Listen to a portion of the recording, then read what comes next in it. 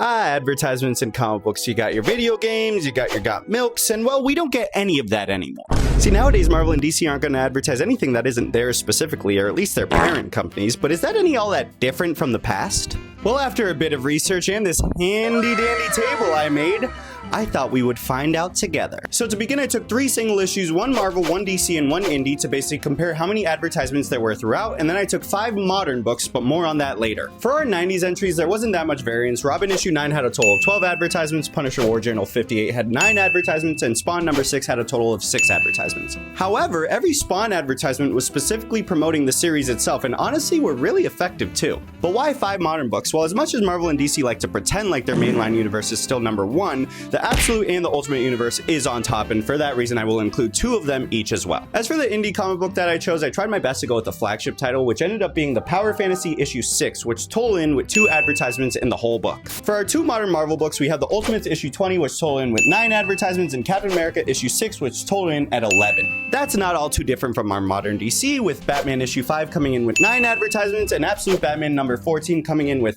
5? But what about where all the ads are located? I mean, it can't be that different. Oh, okay, all of the DC ads are at the end of the books. Cool. Can't be too different for Marvel. Let's see. Oh my god, they're all in the middle of the book. But I mean, these are just 2 books from each company. It's not like Marvel is stuffing every issue like a Thanksgiving turkey with advertisements all throughout, right? Right? Well, why don't we find out in what I call the Mad Battle?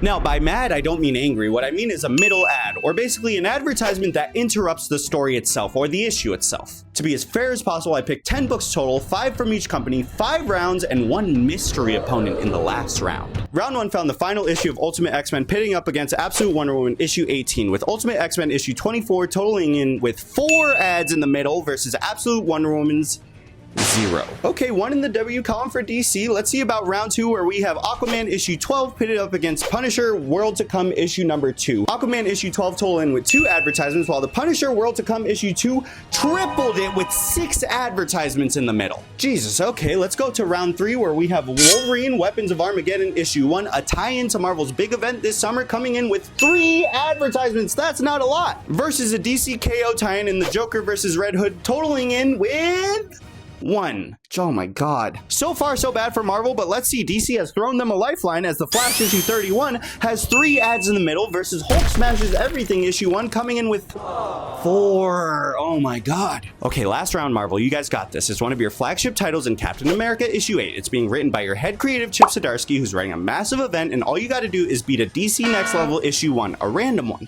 Captain America issue 8 has slotted in with a total of 10 double digits! 10 ads! Versus what? This is a random title. This is a random DC Next Level title with a total of 2? 2? Okay, but what's the mystery title? It's all 3 DC Next Level titles combined.